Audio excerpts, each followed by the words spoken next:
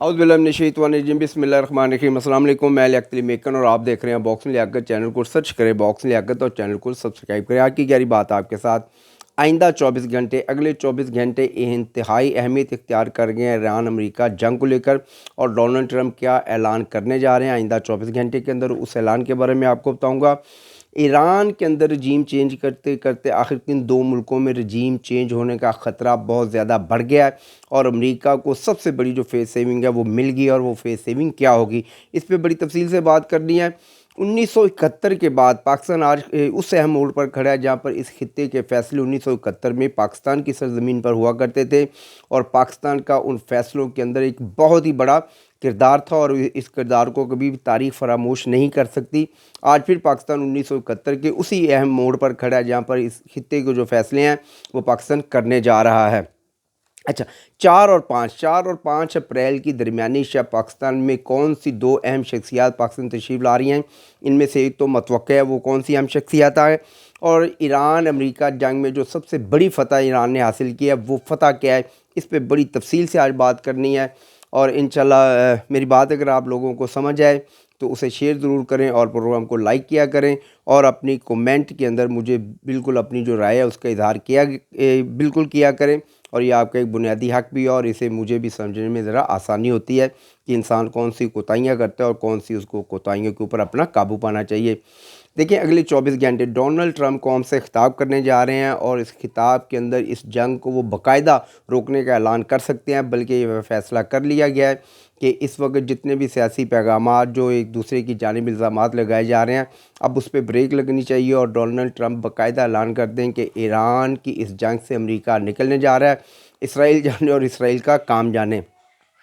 और जो सबसे बड़ी फेस सेविंग अमेरिका को हासिल हो गया है वो है क्यूबा। अमेरिका इस जंग में शिकस्त फाश होने के बाद अब वो क्यूबा जैसे एक कमज़ोर मुल्क पर हमलावर होगा, और वहाँ के जो तेल के ज़खायर हैं उन पर कब्ज़ा करने के बाद जब वो वापस जाएगा तो वो अपनी फ़तह के शादियाने बचाता रहेगा। लेकिन तारीख़ में लिखा जाएगा कि अमेरिका को यहाँ पर शिकस्त फाश हुई, आके वो कामयाबी के जो शादियाने बजा रहा है उसमें वो हक़ बजाने है।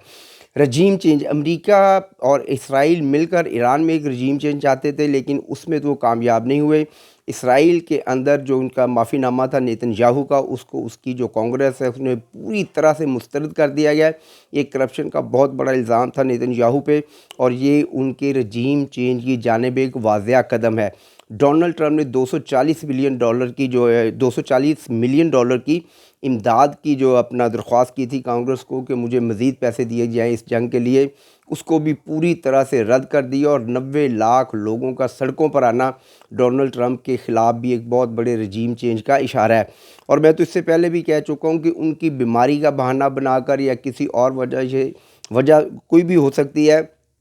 अमेरिका के ये पहले वाहिद सदर होंगे जो अपनी दोनों मुद्दत सदारत पूरी नहीं कर पाएंगे, और ये 110% मेरे अल्लाह की मदद से इंशाल्लाह ये भी बात मेरी सच साबित होगी, और ये बात मैं आपको पहले भी बता चुका हूँ। 1971 आपको याद होगा जब 1971 में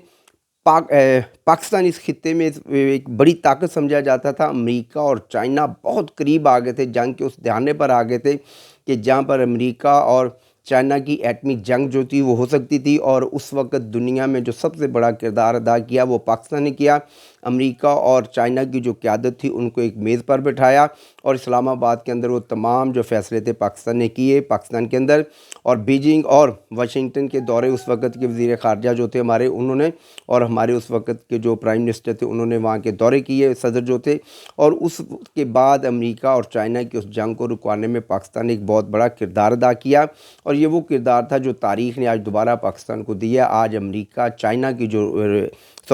और ईरान की जो जंग है उसमें भी पाकिस्तान अपना किरदार और बड़े भरपूर तरीके से किरदार अदा करने जा रहा है। कल आपको याद होगा कि ईरान के अंदर जब उनके सदर और अब्बास इराक़ची अवाम के अंदर मौजूद थे तो वहाँ पर लोगों ने बैनर्स उठा कर रखे थे कि ईरान कभी नहीं भूलेगा पाकिस्तान के एहसान, और पाकिस्तान को हमेशा चाइना जो अपने दिल के करीब रखेगा। और शुक्रिया पाकिस्तान के जो नारे थे वहाँ की कौम ने लगाए, और ये पाकिस्तान की बहुत बड़ी सफारती कामयाबी है। और पाकिस्तान को इस खित्ते के अंदर अपना जो किरदार है उसको अदा भी करना चाहिए, क्योंकि पाकिस्तान इस खित्ते की वाहिद सुपर पावर है जो इस्लामी सुपर पावर है। वैसे तो इस खित्ते में 3 से 4 सुपर पावर्स मौजूद हैं जो कि पूरी दुनिया के लिए बहुत बड़ा अलार्मिंग है, लेकिन तमाम क़यादत एक इंडिया को निकाल के تحمل مزاجی کے ساتھ اپنے جو معاملات ہیں ان کو آگے بڑھاتے ہیں۔ 4 اور 5 کی اہم جو درمیانی شب ہے، مارکو روبیو اور جی ڈی وینس جو ہے وہ پاکستان تشریف لا رہے ہیں اور یہاں پر بیٹھ کر عباس عراقچی اور باقر بالیکوف جو کہ ان کے سپیکر ہیں ایران کے، ان کے ساتھ وہ مذاکرات کریں گے اور ان کے ساتھ کچھ ڈیلیگیشن ایران سے اور امریکہ سے ان کے ساتھ آ رہے ہیں۔ وہ لوگ کون ہوں گے اس کا فیصلہ تو وقت کرے گا۔ باقر بالیکوف اس وقت بھی پاکستان اسلام آباد میں موجود ہیں اور یہ بات میں آپ کو پہلے بھی بتا چکا ہوں، اور عباس عراقچی جو ہیں وہ واپس جا چکے ہیں۔ اور سب سے بڑی اس جنگ کے اندر جو دنیا نے فتح حاصل کیا، جو میں سمجھتا ہوں کہ ایران نے فتح کیا اور جو عالم اسلام نے فتح حاصل کیا ہے،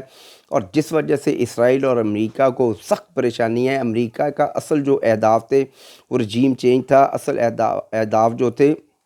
وہ ان کے تیل کے ذخائر تھے، لیکن جو سب سے بڑا اس کا اہداف تھے وہ تھے کہ اس خطے کے جتنے اسلامی ممالک ہیں وہ آپس میں گتھم گتھا ہو جائیں اور ایسی شدید لڑائی کو ہم چھوڑ کر یہاں سے آسانی یہاں سے نکل جائیں، اور پھر سعودیہ جانے، قطر جانے، یو اے جانے، بحرین جانے، عمان، شام، یہ سارے ملک آپس میں گتھم گتھا ہو جائیں گے اور عالم اسلام پوری طرح سے منتشر ہو جائے گا۔ میں یہاں پر ایرانی قوم اور ایرانی حکومت کے ساتھ ساتھ خطے کے تمام اسلامی ممالک کو بھی سلام پیش کرنا چاہوں گا،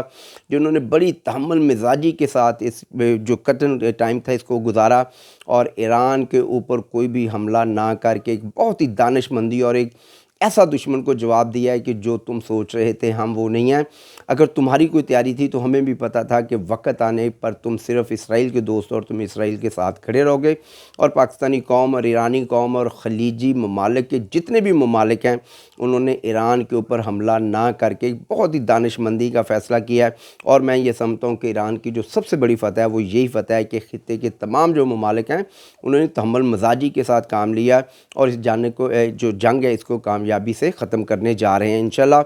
امریکہ پوری طرح سے اب واپس چلا جائے گا اور ایران وہ اپنے تمام اہداف حاصل کر پائے گا جو ہے ایران جو کرنا چاہتا ہے، اور امریکہ کو یہاں سے کچھ بھی نہیں ملے گا۔ امریکہ اب جو فیس کرے گا وہ کیوبا جیسے کمزور ملک پر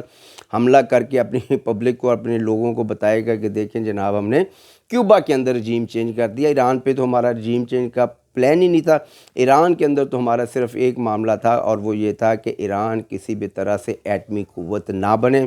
تو میں آپ کو یہ خوشخبری بھی دیتا ہوں کہ ایران آئندہ 3 سے 4 سال کے اندر ایٹمی دھماکہ کر دے گا، اور یہ اب اس کی بنیادی ضرورت بن چکی ہے اور اس خطے کی بھی بنیادی ضرورت ہے، اور میں سمجھتا ہوں کہ ایران یہ ضرور کرے گا اور اسے کرنا بھی چاہیے۔ اگر اس کے پاس یہ صلاحیت موجود ہے تو اس کو اپنا جو